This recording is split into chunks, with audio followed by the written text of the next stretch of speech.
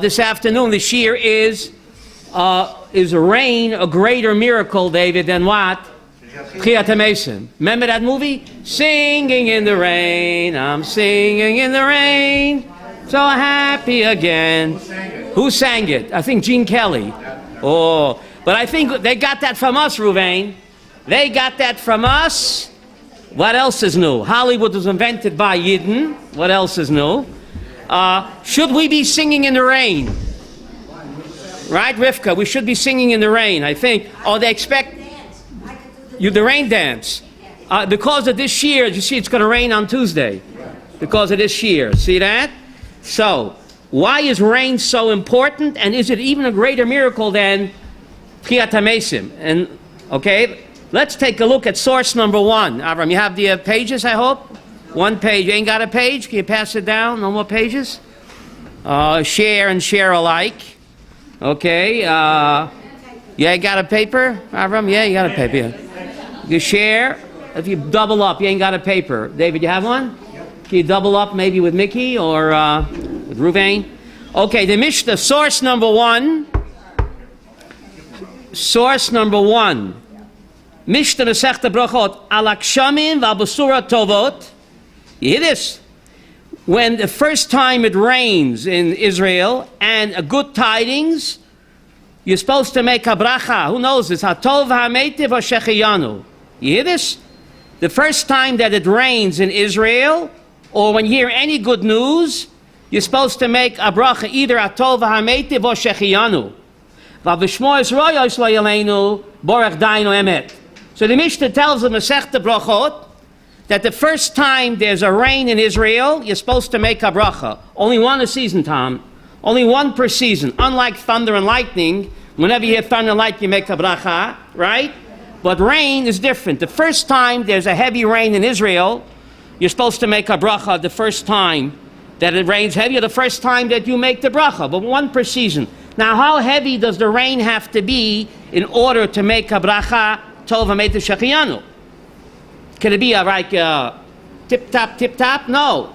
Source number 2 says it has to be raining cats and dogs. Chava, I don't know where they got that expression from, but source number 2, 1 second. Yeah, tell me. In Europe, they make the roofs out of grass. Yeah. And the cats and dogs sleep on the roof. Really? It rains, it gets wet, and the cats and dogs fall through. Really? That's where it comes from? I never knew that. Boy, I'm glad I came today. Really, I never knew that. Raining cats and dogs, but source number 2 says it differently. Go ahead. I was in the shuk when the first heavy rain came. And you made a bracha. Well, I didn't, but I ran inside. Yeah. And all the Sephardic storekeepers started to sing and dance. Singing in the rain, I'm singing in the rain, so happy again. Look, that movie was written by Jewish writers. They probably studied this Gemara. In Masechta Tainis, page 7. Okay? Source number 2, Avram.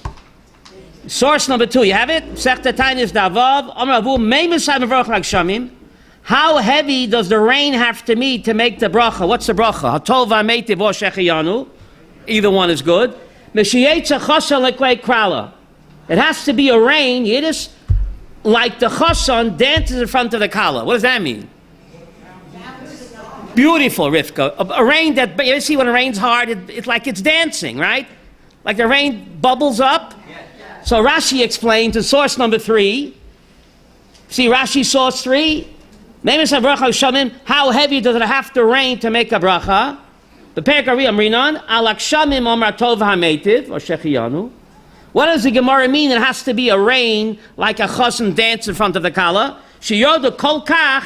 It rains so heavily, we would say cats and dogs, but the Talmud uses a clean language. It's like the rain is so intense, as Rivka said, it dances. You ever see it bounces on the floor like the chassan dances in front of what? In front of a kala. Wow. Okay, but anyway, the chassan used to dance, Abraham, in front of the kala. The Gemara says that. The chassan used to dance in front of the kala, so that's what the Gemara means. It has to be a heavy dancing rain that the rain bounces up and down, like Rivka said, and that's when you're supposed to make a bracha. So, Tom, if you didn't do it yet, Tuesday, if there's a heavy rain like that, you can make that bracha, Shechianu, or Tov HaMeitiv, but only one per season. One per season, yeah? What? It doesn't have to be the first. No, the first time for you, when you make the bracha.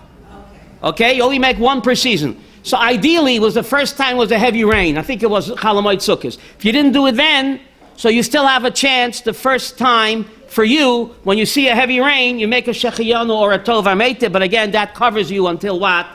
Next year. Unlike thunder and lightning where you make it every time. Thunder and lightning, again, it's not every time, per storm. Mr. Brewer says like thunder and lightning, so it thunders and lightnings 10 times, only make one bracha. Let's say it clears up and the sun comes out, and an hour later it's thunder and lightning again. So as long as it's a new storm, Rabbi Yaakov, you make a new bracha. Long as not, you didn't know that, good thing you came today.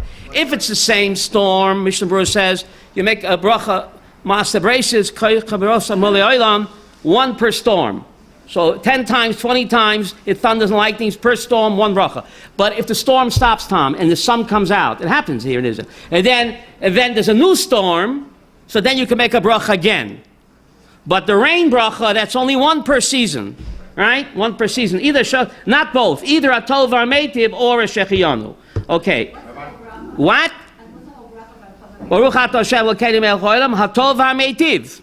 Or more common, Shechianu v'kimon v'gyanu. Shechianu covers the Tov HaMeitiv, okay? Shechianu covers it, yes. Either or is good, yeah? If it's a rain that's really, really bad, like it's raining so much it's going to cause damage, is that something you really want as a bracha and to say good things about? But in Israel, there is no such thing. There's never enough rain in Israel. We'll see in a minute. We'll see the Shulchan Aruch. We'll get to there, hopefully, and we'll answer your question, okay? Ruvain, must have ESP. Because the Mechaber Hilchos Birchas Hadoros addresses your question. But first, let's go to sources over here. Source number 4. Buddy, you have it? Source number 4. Omar Yehuda Marav, Arba Tzrichen Lahodot. 4 categories of people have to say Birchat Haidah. That's a goymel. Or in the days of the temple, you would bring what? Todah Rabbah, Korban Todah. So 4 classes of people in the days of the temple would bring a Korban Todah. Today, we ain't got a temple, so instead, we make a Birchat HaGomel. Who are the 4 classes of people? Yordei Hayam, somebody that what? Crosses the sea. Holchem Midbariyos, so you cross a desert. You take a trip to America or wherever, right? You cross the desert and the sea. Misha Yecholeh, this Rabbi is someone that was critically ill and got cured. Misha Yechovesh Bebeis Asurim, someone that was in a dungeon or a jail and came out. Those people in the days of the Talmud, days of the temple, they would bring a Korban Todah. Today, we say Birchat HaGomel, right? Birchat HaGomel. What does Gomel mean? Bestows. Gomel Chasadim Tovim, God bestows. Gomel, God bestows goodness on people even though they don't deserve it. Gomel Chasadim Tovim, right? So, okay, so, what? Great, Rivka. Okay, stay tuned.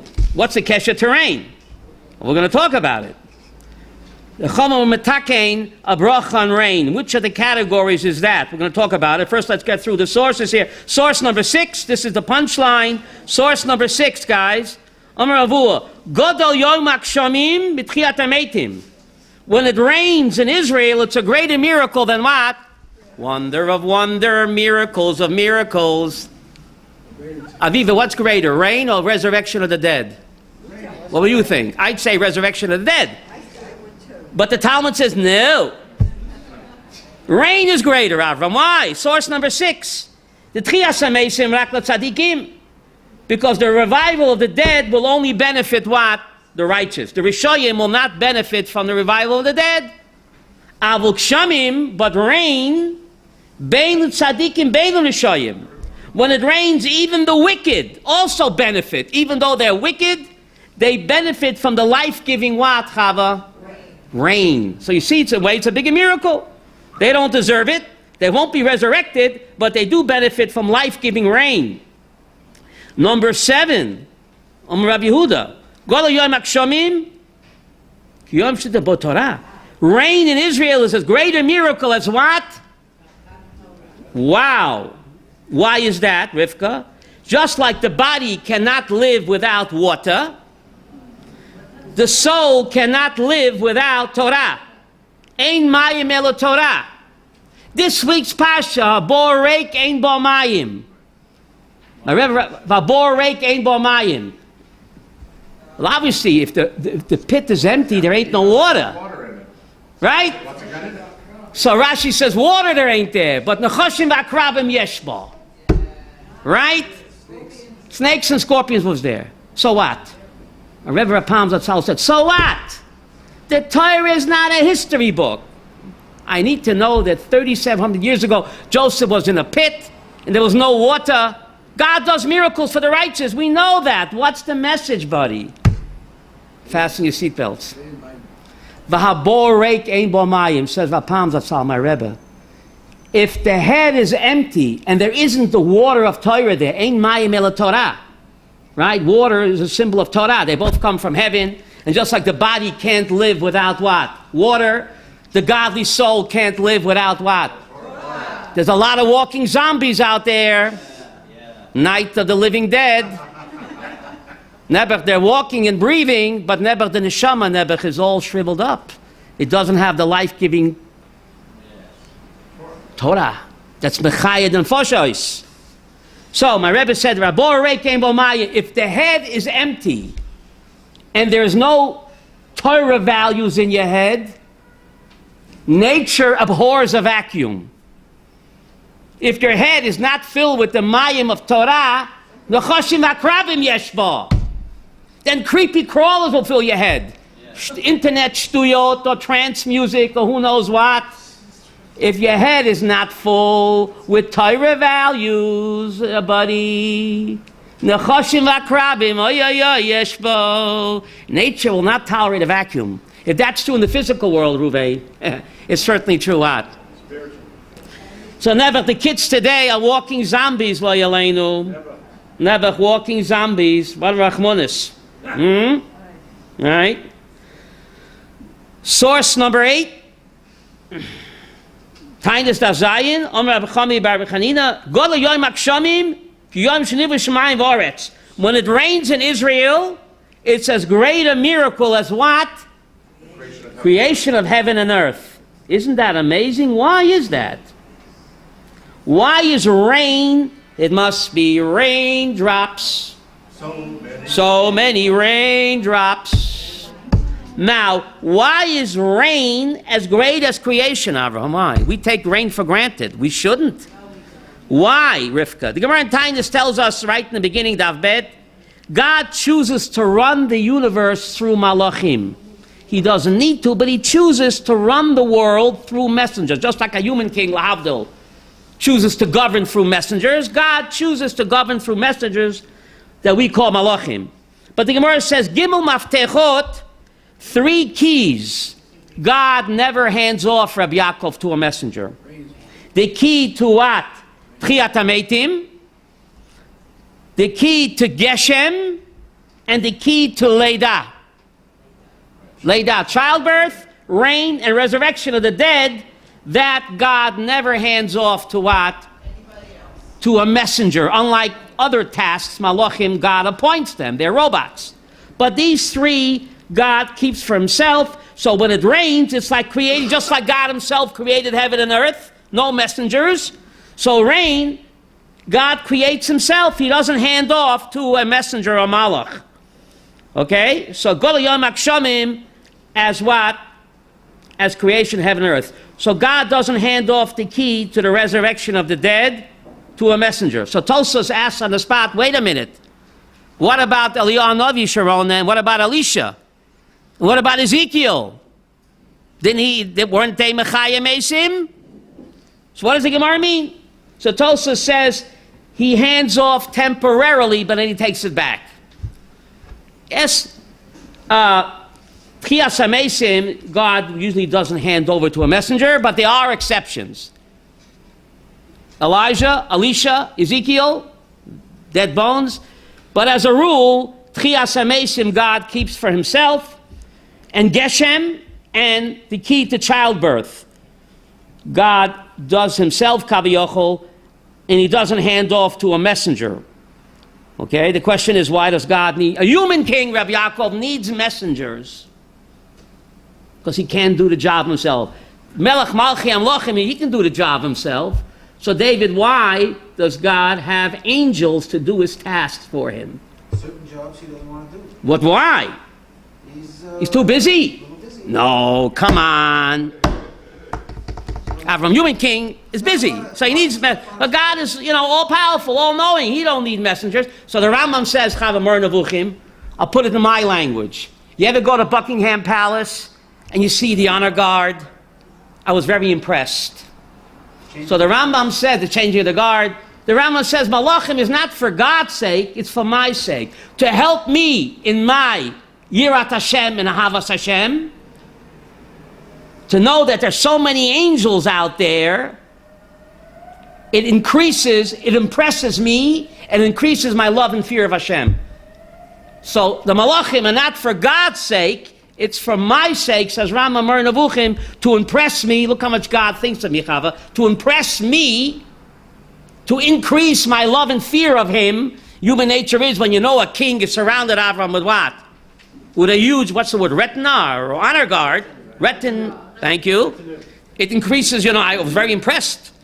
Little old me, I saw Buckingham Palace with the honor guard. So that increases certainly my love for the Melech Malchi Amlochim, and therefore God chooses to run the world through angels, not for his sake, but for my sake, our sake, to increase our love and fear of him, which is the purpose of being alive, right? Okay. So look at source number 9. Avram, see source number 9, Rabbi Yochanan, Godol Yoim Akshamim, Yoim Kibbutz Golios. You hear this? When it rains in Israel, it's as great as miracle as what? As the ingathering of the exiles. Wow. So what's the point of the Talmud? Not to take rain for granted, to be impressed, to be excited when it rains, to sing in the rain. Isn't that amazing? Now look at source number 11. That's Judaism in a nutshell, Avram. Source number 11, the Ramban. Umin anisim hagedolim v'mufursamim, from the open, revealed, and public miracles, adam modeh, a person admits or with thanks, benisim hanastorim, sheheim yisad haTorah kula. What is the yisad, the entire foundation of the Torah? Listen to this. She'ein la'adam chelik b'Torahs Moshe Rabbeinu, ad shenamin b'chol devareinu, umikreinu shekulam nisim ein bahem teva. Whatever happens to a person, no matter how mundane, Tom, he thinks it is it coinky dinky? Mikre in Hebrew, which means coinky dinky, rearrange the letters. Mem kuf reish hey. What do you get? Rak me Hashem. Ikrav Yahadut. What you think is a coinky dinky. There ain't no such thing. The gematria of Hateva. Who's good? Reuven, you're the gematria man. Gematria man. Hateva is gematria Elokim. Coinky dinky. What we think is nature is really him.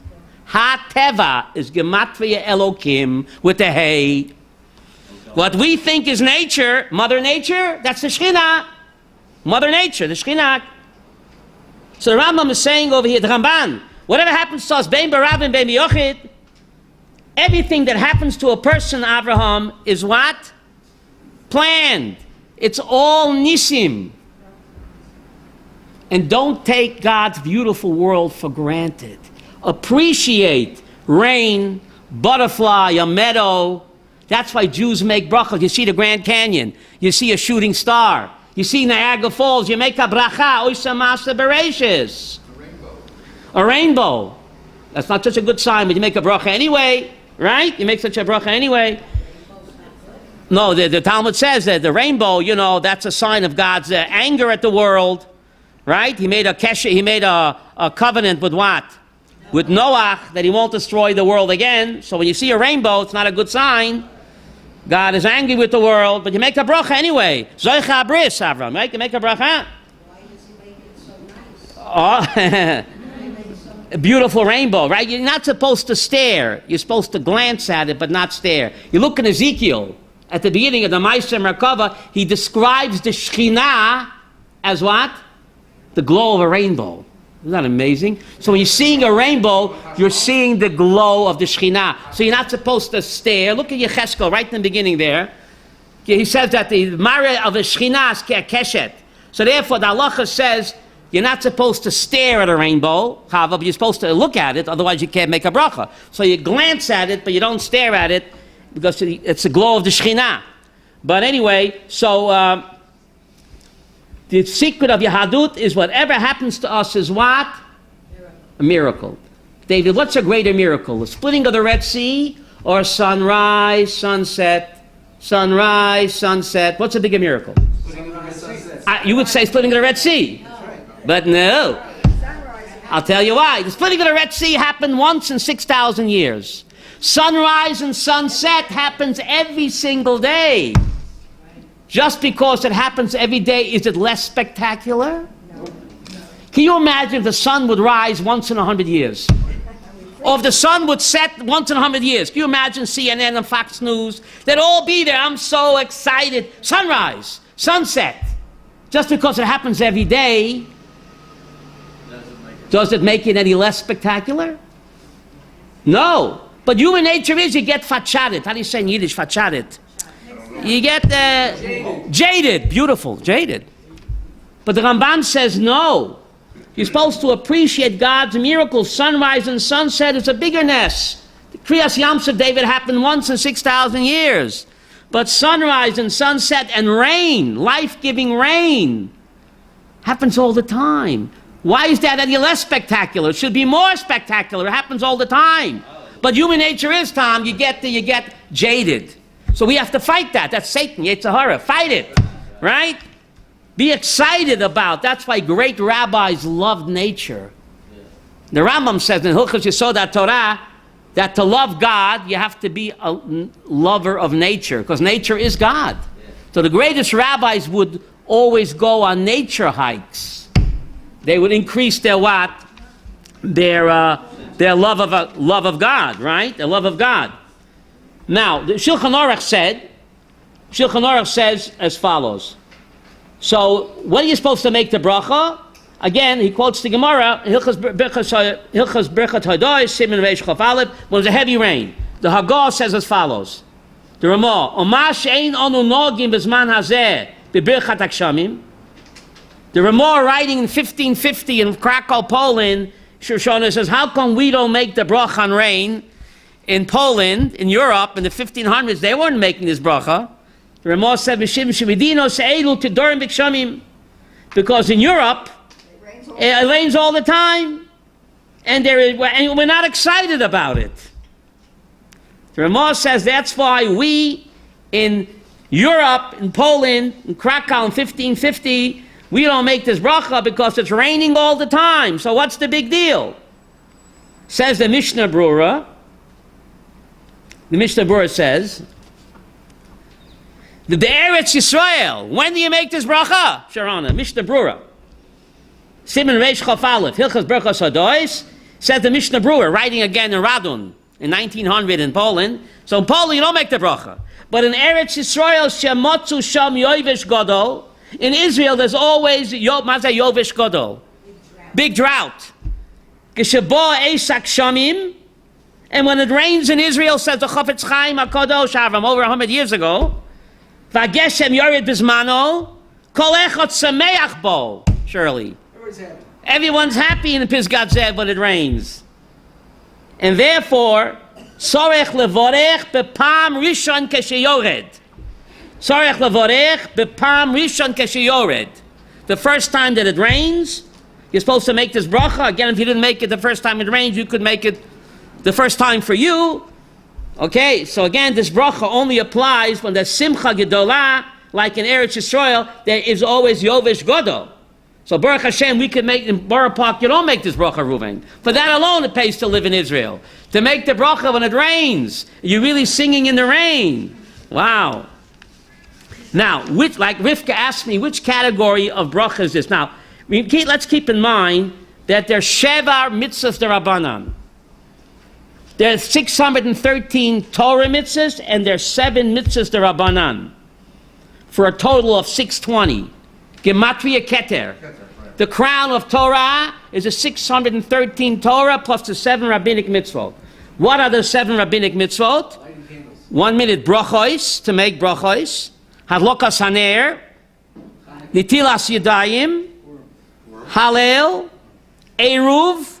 Purim, and Chanukah.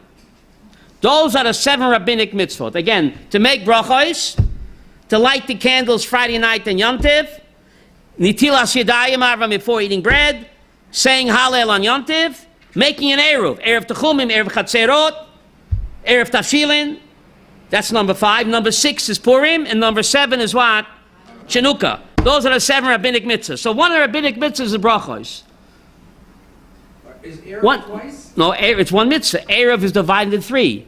Erev is Erev Techumin, Erev Chatzeros, Erev Tashilin. That's all under the heading of what? Erev, a rabbinic mitzvah. And one of the 7 rabbinic mitzvahs is brachos. The only bracha min HaTorah is what? Birchat HaMozain and Birchat HaTorah. But all the other brachas are rabbinic mitzvah, called brachos of Yaakov. And that mitzvah called brachos is divided into 3 sections. The rabbinic mitzvah brachot is 3 categories. Number 1, Birchat HaMitzvah, before you put on tefillin, before you shake a lulav, before you blow shofar, before you sit in a sukkah, you make a bracha. Before you put on your talis, that's called Birchat HaMitzvah.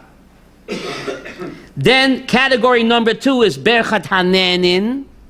Before you eat, enjoy a delicious smell or food, you're supposed to make a bracha. That's called Birchat HaNenin. You can't enjoy the pleasure of this world until you make a bracha. So you smell a delicious rose, eat a delicious apple and orange. What are you supposed to do? Make a bracha. That's called Birchat HaNenin. And what? Birchat HaMitzvah. Before you do a mitzvah, right? Shake a lulav, put on tefillin, talis, blow a shofar, shake a lulav. What do? Shake, shake, shake. You make a bracha. Birchat HaMitzvah. So a guy puts on tefillin for 100 years and never makes a bracha. He still gets the Torah mitzvah of what? Of putting on tefillin. But he loses the rabbinic mitzvah of what? Making a bracha. A guy can sit in the sukkah, blow a shofar, shake a lulav, and never make a bracha, Avram. He still gets the Torah mitzvah of those mitzvot, but he loses what? Rabbinic. A lady goes to the mikveh, and she dunks, and she doesn't make a bracha. She gets the Torah mitzvah of dunking, but she loses the rabbinic mitzvah of what? A bracha. What's the bracha? Ala tefillah. Ala tefillah. So is that some kind of... That's rabbinic. A lady goes to the mikveh when she has to go, right? But she's supposed to make a bracha. Before any mitzvah, you make a bracha. So for a lady to go to the mikveh is a bracha. Like for me to shake a lulav, for a lady to go to the mikveh when she has to go to get rid of the nida, that's a mitzvah. So when she dunks, she makes a bracha. Ala tefillah.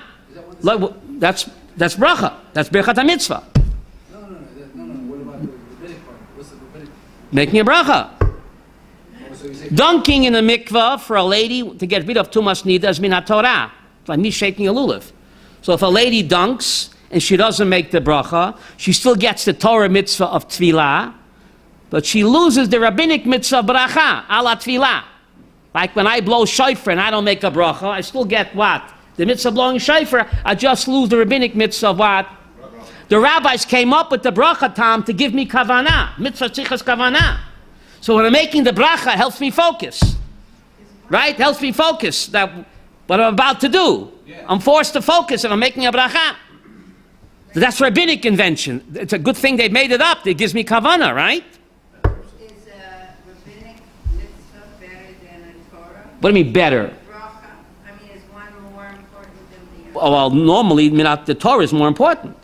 Normally, a Torah mitzvah is more important. No, normally, we know Safik Deraisa L'chumra, Safik Derabanan L'kula, right? Safik Deraisa L'chumra, Safik Derabanan L'kula, Connie. Let's say the lady forgot whether she dunked or not. That's a Safik Deraisa, so she has to dunk again. Right. Let's say if she forgot whether she made a bracha or not. Does not say it. No, because Safik Deraisa L'chumra, Safik Derabanan L'kula. So if you're in doubt whether he did a Torah mitzvah, play it against him. If you're in doubt, if you did a Rabbanan mitzvah, you don't do it again. Classic case. You're not sure, you forgot. Did you daven Shemon Esrei or not? Do you daven again? No. Because Shemon Esrei is the Rabbanan. Safik Rabbanan Kula. If you forgot whether you read the Shema or not, you have to repeat. Because Shema is min Torah. Safik the Raisa L'chumra. So you have to daven, you have to say Shema again. But if you're not sure whether you said what? If you're not sure whether you said Ya'ala v'Yavoi, yes, because that's part of the, because according to the rabbi, you didn't say Ya'ala v'Yavoi, you didn't say nothing. Rivka's asking a good question. Ya'ala v'Yavoi is on the Rabbanan. But the rabbis say if you didn't say Ya'ala v'Yavoi, it's like you said nothing. Right. But if you're not sure whether you said Ya'ala v'Yavoi, then you don't repeat. If you know for sure you didn't say, then you repeat, because it's like you didn't daven at all. If you're not sure, you don't repeat, because that is Safik Rabbanan L'Kula. But if you're not sure whether you said the Shema or not, Tom, you have to what? Play it again, because Shema is min Torah. Shema is only the Rabbanan. Okay, Rabbi Aaron? Would you say it again with the bracha? What? On what? On the Shema. You say the bracha? No, because the bracha is only the Rabbanan. So that you don't repeat. The Shema itself. See, the Berchet Shema is the Rabbanan. The Shema itself is what? So if you're not sure whether you said the Berchet Shema or not, you don't repeat. But you say Shema. But Shema again, because that's right. So what about you're not sure whether you benched or not? You got a bench. Why? Because benching is min Torah, right, Sharona? V'chalta savoto v'rachta Shem Elokecha. Benching is min Torah. Also, Birkat Torah. And Birkat Torah too. If I forget, If you're not sure whether you benched or not, you have to play it again. Why? Because that's min Torah. If you're not sure whether you made Ala Michya, or you made a Baramina Mazainos, or a Shakal, you're not sure, you don't do it again. Because that's Safik Rabbanan L'Kula. But benching and Birkat Torah, they're min Torah. Birkat Torah in the morning. Birkat Torah in the morning.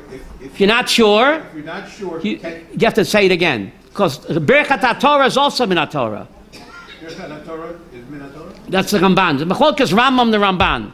The Rambam Shita is that only Birkat HaMazon is min Torah. The Ramban says no.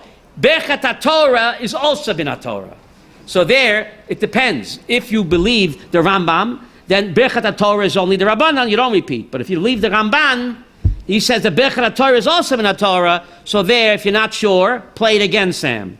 But all the other brachas, Baruch Hashem, everybody agrees that what? Besides those two, they all agree it's only the Rabbanan. If you're not sure whether he made it Al Michya, or you're not sure whether you said Mezayna, Shakal, you're not sure whether you made a bracha when the lady dunked in the mikveh, you're not sure whether you blew shofar again, you blow shofar again, but you don't make a bracha again.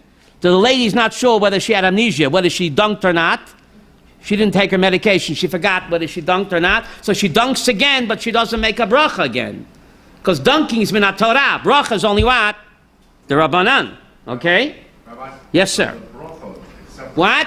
So the brachot, except for the ones in benching, which you have to repeat, Right. is the Araisa. Right. All the other brachot, essentially, you would be doing brachot of the Talmud. That's right. And the Rambam says that making a bracha levatala is taking God's name in vain. One of the 10 commandments is lo yisisa shevakecha lashav. Don't take God's name in vain. Says Rambam, if you say a bracha levatala, you're taking God's name in vain. So therefore, if you're in doubt, Shirley, whether you made a bracha on the apple or the orange, or on the shofar, or what, on the lulav, don't do it again, because you're taking God's name in vain. But you have to blow again, and you have to shake the lulav again, because that's Safik Doraita. Safik Doraita, l'chumra. Safik Rabbanan l'kula. Two separate categories, right? The mitzvah is min Torah, the Rabbanan part is, the bracha part is only what? Is only rabbinic. So so we're up to Berchat. So the bracha, the category of brachos Avram, one of the 7 rabbinic mitzvahs, brachot, is divided into what? 3. What's the third? First, Berchat HaMitzvah. Berchat HaNanin, before you smell a rose by any other name, or eat an apple or an orange, right? Berchat HaNanin. And the third category is Berchat Shevach V'Haidah. What does that mean? Singing in the rain. I'm singing in the rain. When you make a bracha on rain, that's Berchat Shevach V'Haidayah. When you see Niagara Falls, or the Swiss Alps, or a shooting star, Avram, or Kiddush Lavana, what are you doing? Berchat Shevach V'Haidayah. Yes. If you listen to the rabbis, you get 2 mitzvahs. You listen to the rabbis, the Torah says, listen to the rabbis. Two for the price. Okay, go ahead. Two for the price of one. So, okay, what are you saying? Yeah. You get two for the price of one. Because Deuteronomy 17:11 says, listen to the rabbis. What? The Torah says listen. Hmm? The Pasuk says you should listen to the rabbis. Yes. It's two business for the price of one. So, the Ramban asked that kasha on the Rambam. Make my day. Could you repeat it, please? The question is, the Rambam says that any time you listen to a rabbinic mitzvah, you're also getting credit for a Torah mitzvah. Because the Torah says in the Devarim 17:11, whatever the rabbis tell you, taseh. Lo toseh min hadavar. Devarim 17:11 says what, Ruvain? Listen to the Chachamim. You can look it up. Don't turn away from the right or the left. Whatever they tell you to do, taseh. So the Rambam says, anytime, Avram Berkowitz, you listen to what? It's a twofer. So every time your wife lights Hanukkah candles, or you light Chanukah candles, according to the Rambam, it's a twofer. Because the question is, when you light Friday night candles or Hanukkah candles, you say, Ashe kerishonu b'mitzvaysav v'tzivanu lahadlik ner shel Hanukkah. So the Gemara says in Shabbos, page 23, Sharona, Ve'echem tzivanu. How could you, before you light candles Friday night, right?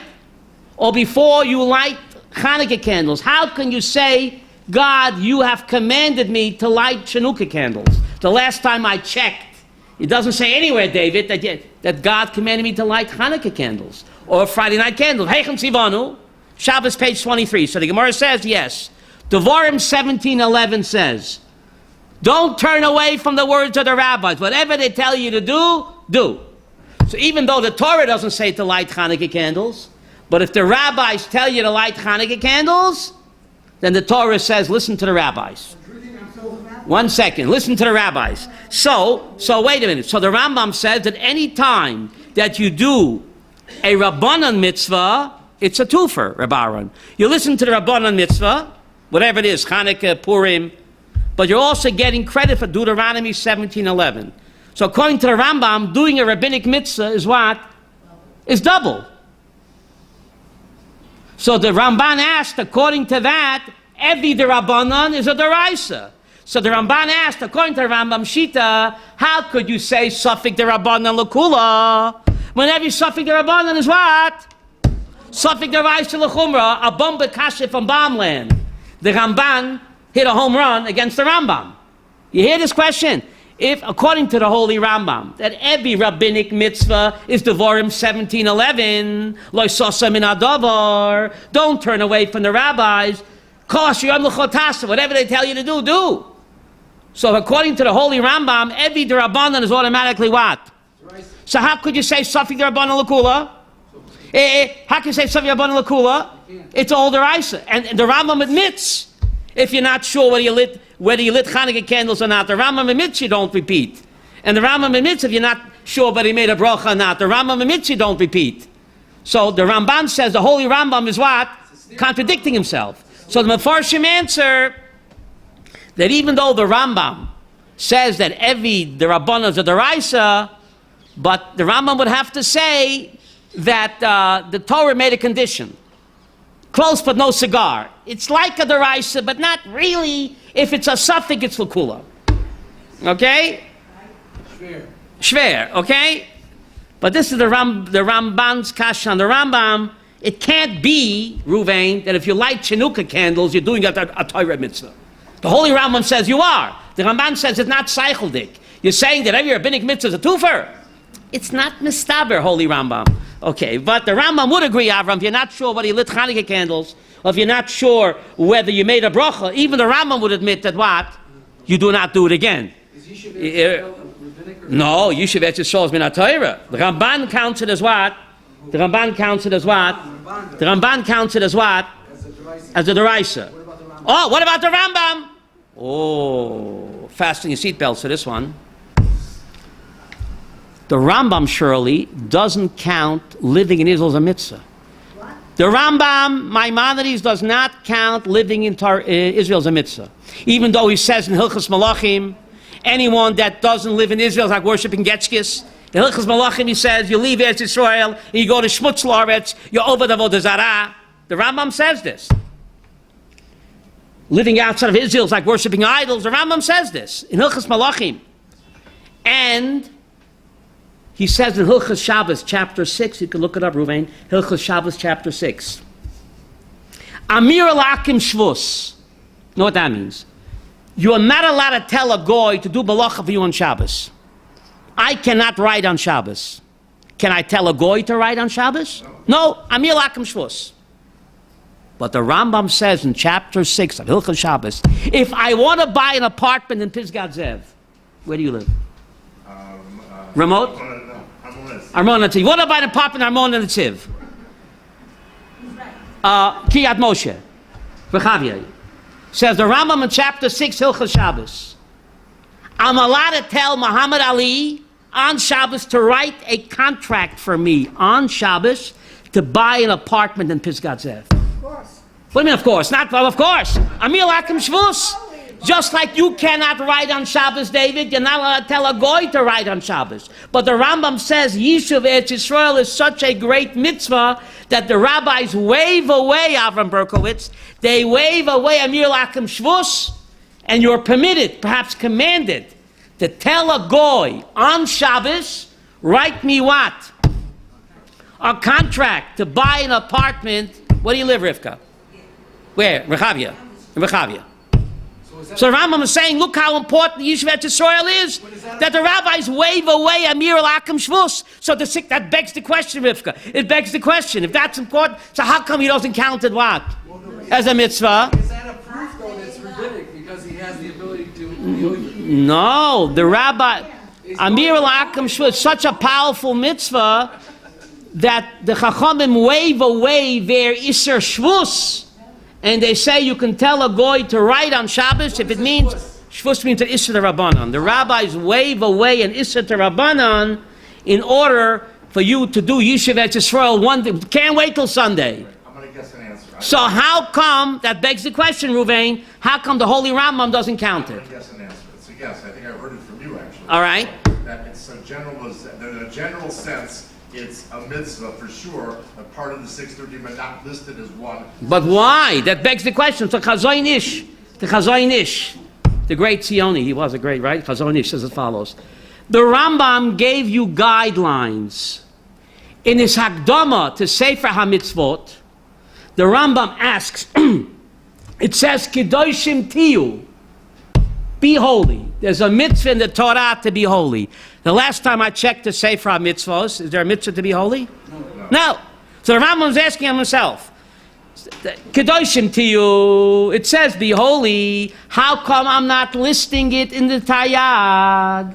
David, we'll finish on time. Very important. Says the Rambam, the Taryag is pratim. Pratim, specific details. But something that's koil kol Torah kula, I can't list it as a mitzvah, says Rambam, because the purpose of all mitzvahs is kedoshim tiyu. So how can I list kedoshim tiyu as a mitzvah? Surely that's the entire. The purpose of any mitzvah is kedoshim tiyu. So I can't make it a mitzvah, Rabbi Aaron, because it's what? I think it's called the end game. It's the paradigm. The purpose of any mitzvah is kedoshim tiyu. I can't break it down. That's the end game. Stop. Says Chazoin Ish, of all people, the great tzaddik. What are you picking on Rambam for? He, the master, gave you a guideline. The reason he doesn't list living in Israel as a mitzvah is the same reason why he doesn't list kedoshim tiyu. Not because it's less than a mitzvah. It's all encompassing. The purpose of mitzvahs is kedoshim tiyu, and the purpose of mitzvah is to do it in Pisgat Zev, not in Borough Park.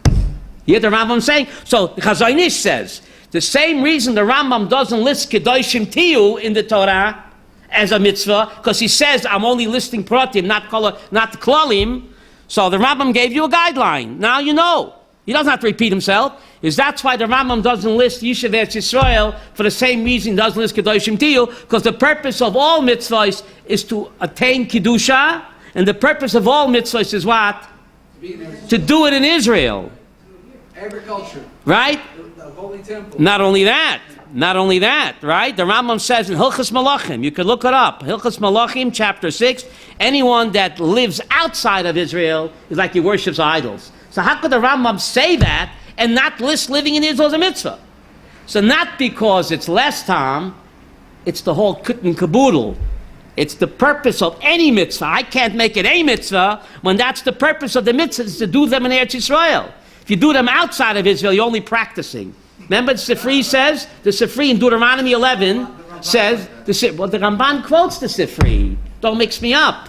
The Ramban quotes the Sifri that doing a mitzvah, even in Lakewood, you're only practicing Deuteronomy 11 on the Sifri there, Deuteronomy 11. That doing mitzvahs, even tefillin and mezuzah, you would think agriculture.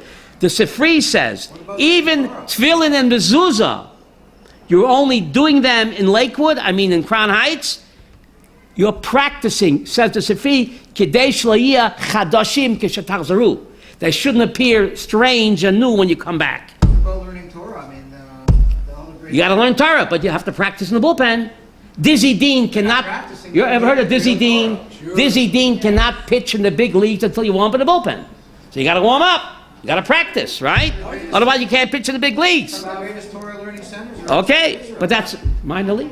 I don't know what. Aren't there several mitzvahs? Don't confuse me with the facts, right, Ruvain? Some people say, don't confuse me with the facts. Aren't there several mitzvahs that they say it's Kedeged, Kol HaTorah Kulo, and isn't Eretz Living in Israel is one. Like, I think Yeah. one is Maybe I should do a shir on that. Super mitzvot. Rabbi Aaron. You can request it from Phil. I should do it's called super mitzvot. Maybe you ask them. What are the super mitzvot? Remember Superman? What are the super mitzvot? We'll see. We'll talk. There's a lot to talk about. One of them definitely is what? Living in Eretz Yisrael, right? So the question is living in Eretz Yisrael, according to the Ramban, is one of Taryag mitzvot. So we said that a mitzvah, ben Adam lamakam, you make a bracha. Ben Adam lechaveiro, you don't make a bracha. The Rambam says that any mitzvah between man and God, before you do the mitzvah, you make a bracha. What about ben Adam lechaveiro? Before you give tzedakah, before you do kibbut avei bikacholim, you do not make a bracha. Why not? The Rambam just says that only ben Adam lamakam you make a bracha, but ben Adam lechaveiro you don't make a bracha. Helping an old lady across the street, visiting a sick guy, shiva lo yaleinu, nicham avelim. It's great mitzvah. Gemilah, Rambam says when you do Gemilah's chasadim, it's a tufa, Rabbi Aaron. It's for hafarachal kamocha. Okay, so whenever you do ben adam lechaveiro, it's a tufer. The Rambam says in Hilchos Avel, so you visit the mourner, it's Gemilah's chesed rabbanan, and it's also the hafarachal kamocha. So how can you make a bracha before you visit the mourner, visit the sick, go to a shiva call or you later? Why don't you make a bracha? Before you give tzedakah, why don't you make a bracha, Avram? Why not? Oh, so the Kesef Mishnah says, it's totally bedas acherim. Very good. The Kesef Mishnah says, since you have to interact with the other guy, happened to me once. I gave a half a shekel to a guy in Gully, threw it back at me, hit me in the head. Good thing you have a hard head. Half a shekel, boing, boing. It bounced right off my... So I would have made the bracha, Avram, a bracha levatala. So Kesef Mishnah says, totally bedas acherim. The other guy might refuse the tzedakah, the visit, whatever. I don't want to see you now. Get lost. So the rabbis were not masakin a bracha because the other guy might refuse, and you're left with what? Bracha levatala, taking God's name in vain. So therefore, Reuven, the rabbi said, no bracha with adam lechaveiroi. Okay, one second. Rivka. So that's why you don't make a bracha with chavera, right? The other guy might refuse, like happened to me with tzedakah. He threw it back at me. I would have made a bracha levatala, taking God's name in vain. But there's a deeper explanation of why the rabbis were not mitakin a bracha Avram ben Adam Chavero. You listening, Avram? Ben Adam Chavero normally bikecholim, tzedakah la'aniyim, nicham avelim. So before you go visit a person, you have to make oivil asayosan, right? before the Berchat HaMitzvah, Avram, you got to make the bracha first. Right? Niagara Falls, you can't make a bracha until you see the beautiful Niagara Falls. Hear the thunder and lightning. See the Levana. So Berchat Shevach V'Hadoya Sharona, you make when? After the shooting star. After the Swiss Alps. You see the great sight, and then you make the bracha. Thunder, lightning. The rain. So Berchat Shevach V'Hadoya, you make when? After you experience the beauty, the thunder, the lightning, the rain. But Berchat HaMitzvah you have to make when? Right before. If you make it after, it's a bracha levatala. So imagine, I'm visiting a sick guy, lo yaleinu a shiva call, and I make a bracha nichem avelim, or bika choilim. The guy will say, what are you? You're making a bracha on my tzoris? The guy's about to visit a sick guy. Nichem avelim lo yaleinu. Give a guy tzedakah. You're going to start making a bracha with groise kavana. You're like pouring salt on the wound. So the Chachamim said no bracha. Yahadut is sensitivity to the zulat. How do you say that in English? Judaism is sensitivity to another yid. How could I make a bracha in Odom Lechavero? It's like you're rubbing it in. You're making a bracha on my tzoris. The guy's sick in the hospital. Or he's sitting shiva. Making a bracha. The guy, 1 minute, the guy is going to feel like you're rejoicing on his tzara. So since the guy might be offended, so the Chachamim say, how do you say in English, Moichel Toivis? How do you say Moichel Toivis? Moichel Toivis. If my bracha is going to cause anguish to another yid, the Chachamim say, forget about it. Who said that? Forget about it. Forget about it. Is that amazing? Okay, that's okay, but you're not making a bracha in the hospital room, or when you're sitting shiva, you're going to make a bracha. That's rubbing salt on the wound. You're not being sensitive. You have to make a berchat ha-mitzvah a second before you do the mitzvah. Otherwise, it's a bracha levatala. So second before you visit the sick guy, you have to make a bracha in his presence. So he's going to feel you're making a bracha on my anguish. So therefore, Chazal were not betakein bracha ben odom lechaveroi, but odom lechaveroi, the mitzvah is usually the guy, how do you say misken?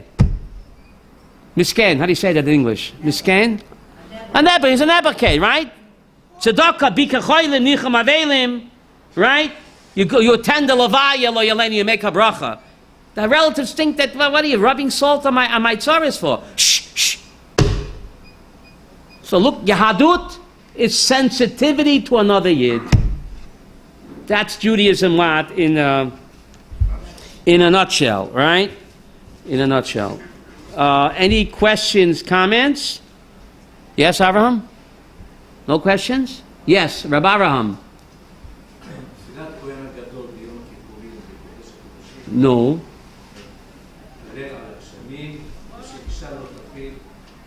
That what? That ma? Isha lo tapil. Ma kesher? Oh, beautiful. Geshem is a symbol of life. Shkoyach, Rabbi Avraham. Rabbi Avraham said, the Kohen Gadol on Yom Kippur, the Holy Holies made a bracha on rain, and a woman should not miscarry. What's the connection? You heard what Rabbi Avraham said? Because rain is a symbol of what? Life. So rain, no miscarriages. Let your life-giving waters give us alive children, lo yaleinu, and not a nafel, chas v'sholem. And there are also two of the things you said earlier are involved in the three that... That God never hands over. We're in Tainis Dav Bet, is the childbirth, rain, and the resurrection of the dead, right? It's all about life. About life, yep. Any questions or comments? Yes, Fakasha. Why does Hashem reserve these three for himself? What? These three that you mentioned, these three areas that Hashem reserves for himself. Why? That's a good question. Why dafka these three? I guess, like Avraham said, it has to do with life. Giving life. Life-giving waters, resurrection of the dead, childbirth, live children, life itself. God is called Elohim Chaim. Zechreinu L'chaim, Melech Chofetz B'chaim, L'manchu Elohim Chaim. Right? I got Yes? another question, and it's about that, what Rambam said about idolatry if you practice Torah outside. He said if you live outside of Israel, I can worship idols. Very difficult, but that's what he says. Because he himself lived in Egypt. So, Okay, he said. but he was an Einus. He was, he was like a prisoner by the Sultan. You know that. Sure, He was trapped by the Sultan. But this is what he says in Hilchos Malachim. Why does the Rambam put the laws of Israel in Hilchos Malachim? Laws of Kings, Ruvain? Because living in Israel, you're living in the king's palace. When the Lubavitcher- Living in Israel, living in the king's palace. So he puts the laws of living in Israel in Hilchos Why Malachim. did the Lubavitcher Rebbe? We are living in the king's palace. Why did the Lubavitcher Rebbe never come to? It's a good question. Because he said you You can't leave, because you can't leave. So who said you have to? You can't abandon ship. Right. But if he'd come here, wouldn't the crew join him? I think he would have. Right? If he would have come here, maybe Mashiach would have The come. whole Sprecher is that Right? Maybe Mashiach would have come, right? you have to have outreach to the Jews. Outreach, there are plenty of outreach Jews in Israel. Yeah, but they hold that if it wasn't for them, Right? Jews would completely assimilate into nothing. Yeah, but today you have internet, Skype. So you live in Israel and you teach the world through Skype, right? Internet, yes? Yeah, living in Israel is so important. Yes? Living in Israel is so important, and how come at the time of Ezra they didn't want to return them, and most of them did not return? And also, we have the Babylonian Talmud now that is even more reliable than the Yerushalmi Talmud. Look in Yuma, page 9. To answer your question, Yuma, page 9, my friend. Light it. He asked, if living in Israel is so important, how come under Ezra only 42,000 Jews returned? The rest remained in Borough Park. I mean in Babylon, Long Island. Babylon, Long Island. Only 42,000 came back. They didn't bring Mashiach. So look in Tractate Yuma, page 9, my friend. Johnny Yuma. No, Tractate Yuma, page 9. The Talmud tells a strange story. Rabbi Bar Bachana came from Babylon to visit the great Rav Shimon ben Lakish, one of the greatest Amoraim in the Talmud. And he lived in Tveria. And he was bathing in the waters of Tiberias. I think it's called over there in Tiberias. And Rabbi Bachana saw the great sage of Tiberias. He said, "Oh, great rabbi, please let me help you out of the water." He says, "Get away from me. God hates you, Babylonians. Because of you, the second temple was destroyed." You hear? What do you want from me? Abraham. He says before... So Rashi explains there, Rav Shimon Lakish said, God hates you, Babylonians, because if you would have come back under Ezra, the second temple never would have been destroyed. That means no Holocaust and no terrorism. But because you Babylonians refused to come back with Ezra, you doomed the second temple to destruction and all the horrors of the Holocaust and the persecutions because you didn't want to come back. You hear this?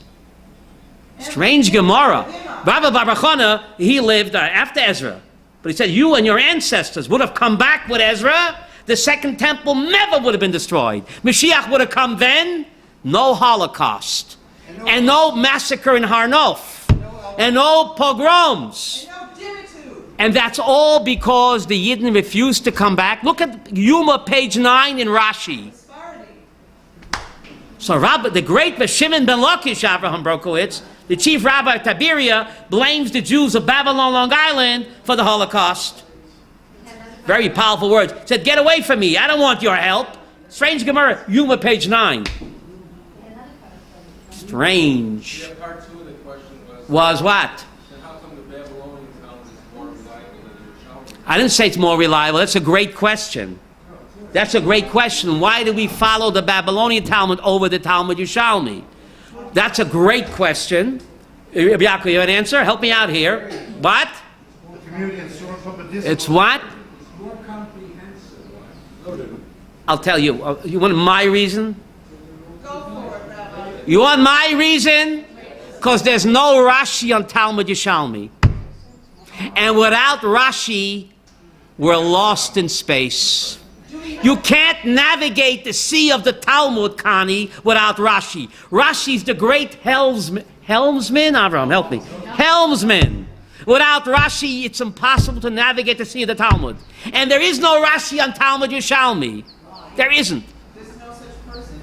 Rashi never commented on Talmud Yerushalmi. I don't know why. He didn't, and in my humble opinion, that's why we paskin like the Bavli and not like Yerushalmi, because Yerushalmi is very difficult. There's no Rashi to decipher the meaning. That's my humble opinion. He was born in 1040. But he did not comment on the Yerushalmi. Perhaps he wasn't aware of it. Perhaps he wasn't. But there is no Rashi on Yerushalmi. In my humble opinion, that's why we don't paskin. You're saying before 1040 we were passing like the Yerushalmi? In my humble opinion, maybe. Before Rashi came along, perhaps we were pasking like Yerushalmi. That's my humble opinion. Do you know a better answer? You're asking a Bam Kasha. You're asking a Bam, and I'll make your Kasha even more difficult. What's your name, sir? What? Arya Weiss from Chicago. Arya Weiss. To make your Kasha even more difficult, Rav Soloveitchik Zeichat Tzaddik Avrocha asked the Bam Kasha, why do we follow the Shulchan Aruch and not the Rambam? 90% of the Mechaber's Psak, over 90%, is according to Rambam. So the Soloveitchik Zatzal asked, how come Rambam was not Zoiche, that when you want to look up halacha, you don't go to Rambam unless you're Moroccan or Yemenite, you go to the Mechaber. Mechaber, over 90% of the Psak comes from the Rambam directly. He quotes the Rambam verbatim. So why was the Mechaber Zoche that we go to him and not to the Rambam? You know what Soloveitchik answered? Where was the Rambam written? In Egypt. In Egypt. Where was the Shulchan Aruch written? Tzvat Eretz Yisrael, says Soloveitchik, because the Mechaber had the schus to write his Shulchan Aruch in Eretz Yisrael. In that schus, he gets the final say and not the Holy Rambam. So that makes your Kasha Arya even more difficult. Why don't we paskin like the Talmud Yerushalmi then? According to Al Soloveitchik's explanation, that the Mechaber gets it over the Rambam because he had the schus of Israel, and the Rambam wrote it in Egypt. So why don't we follow Talmud Yerushalmi? So my humble opinion, there's no Rashi. I don't know if a better answer. Others say because the Talmud Bavli came later, and we follow the Basroi. They took in the Yerushalmi in consideration. It's included. But the question is better than the answer. Thank you very much. Toda Rabba.